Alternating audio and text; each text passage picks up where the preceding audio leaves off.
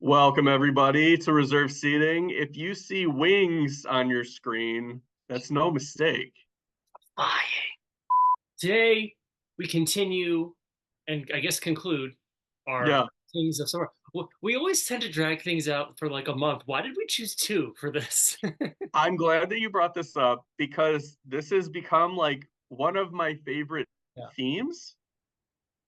Is it because it's only two It weeks? might be because it's only two. Yeah, that might be And the if we stretch it to a month, we it's won't exhausting. be as thrilled with it. Right, right. The first Highlander movie is really exciting. The fifth Highlander movie, it gets a little tired.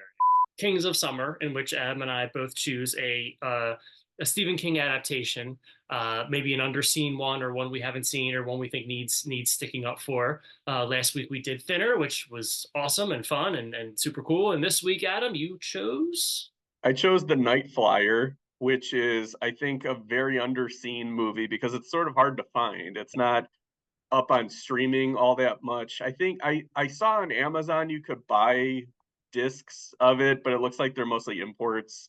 Okay.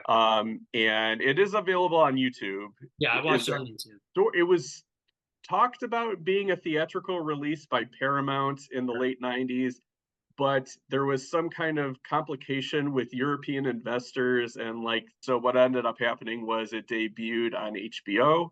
The movie is about a tabloid journalist played by Miguel Ferrer who just is known for kind of having no morals, and the more salacious the better when it comes to the stories. It opens with him like being mad that there's no dead babies on the photos on the cover of his tabloid. So that gives you an idea of kind of what character you're dealing with. One of the all-time great character introductions. A man walks into his editor's office and says, "Where the hell are my dead babies?" He just gets in his private plane and lands on airfields. And luckily, this is a story that's airfield Yeah, focused. just so happens. So Interesting. there's a sort of Count Dracula figure who's flying another charter plane around and killing people at airfields.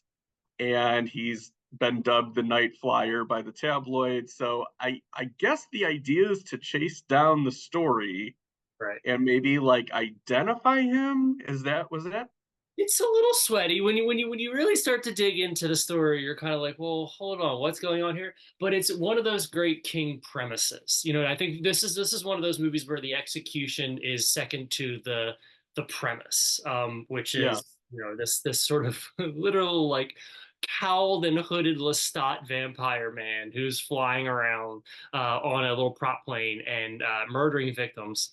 And this tabloid journalist, as you said, kind of finding him. It's more about the character. I haven't read the story, but having read enough King now, I can kind of get a sense of what the POV is like when it comes to the sort of irascible journalist who's was maybe excised from professional or sort of credible journalism and is now this Mhm. sort of kind of cheap tabloid reporter, and he's incredibly cynical. As for the movie itself, I've always been a really big fan of The Night Flyer. I thought that it was just sort of, I wouldn't say underrated just because not a lot of people have seen it. And the people who I know who have seen it, like who like Stephen King adaptations.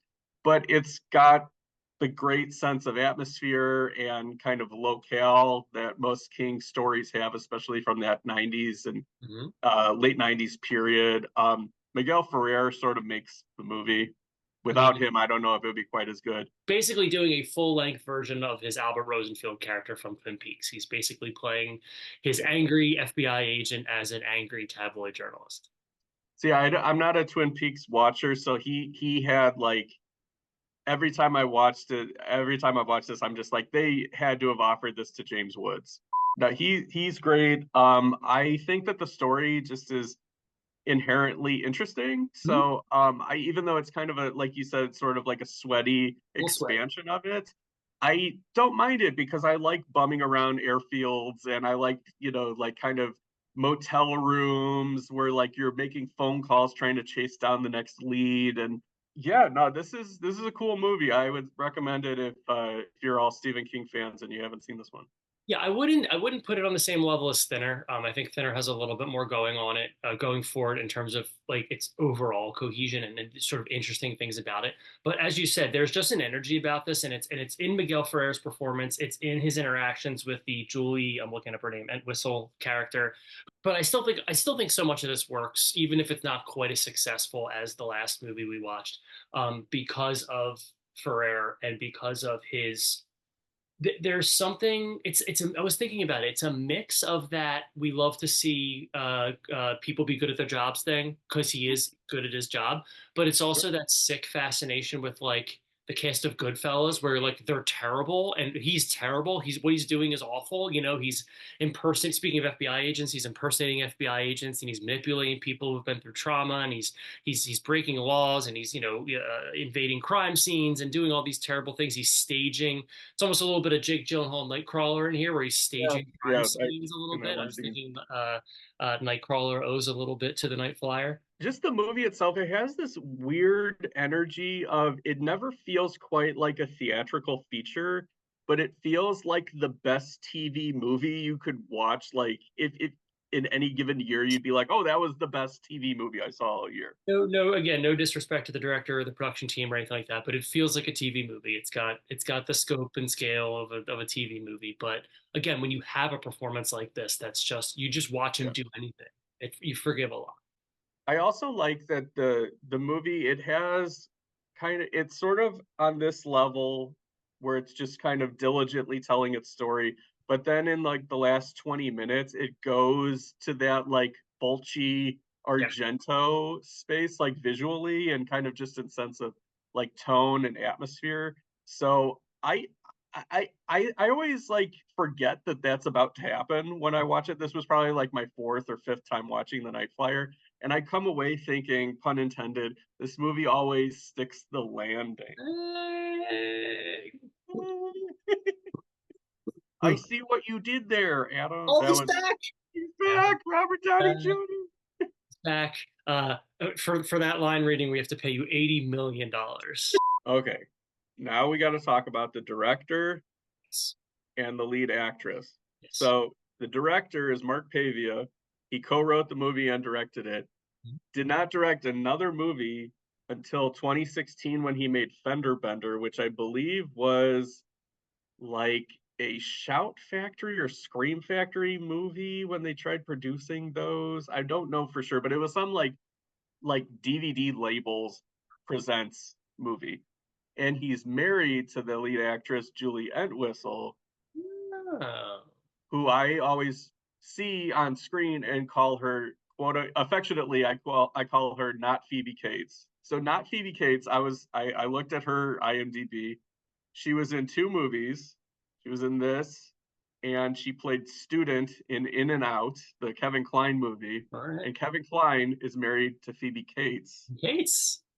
So what was going on there?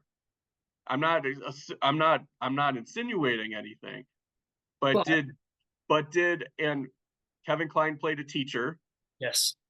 so you would think that maybe him and Julie Entwistle saw each other on set, and then he like mistake her for Phoebe Cates, like Joe Biden mistake that one woman for Jill Biden that one time.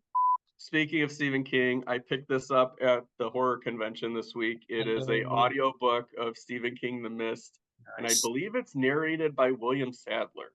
That sounds great. What a great voice for that. So I'm very excited to Sounds listen to it. awful. Now listen to it and then add the Frank Darabont ending from the movie. So we're going to be off for a week, and then Hmm? we're going to be back the following week with something. We got some ideas. We got to There's shift the schedule around a little bit. moving things around, shifting, changing. It's a living document. Reserve seating is a living, breathing entity. And September, I don't know. Maybe I'm springing this on you, but maybe another Rob month. What are we thinking? I think we should do another Mike month. You think Mike would join us again for another Mike month? Putting it out Maybe. to you, Mike, if you're watching. Yeah, it's on you. On you now. Everybody watching, if Mike month doesn't happen, I don't know why I paused there. If Mike month doesn't happen in September, you know it's because Mike didn't want to do it. Until Mike month. Uh, fill up your planes and catch that night flyer.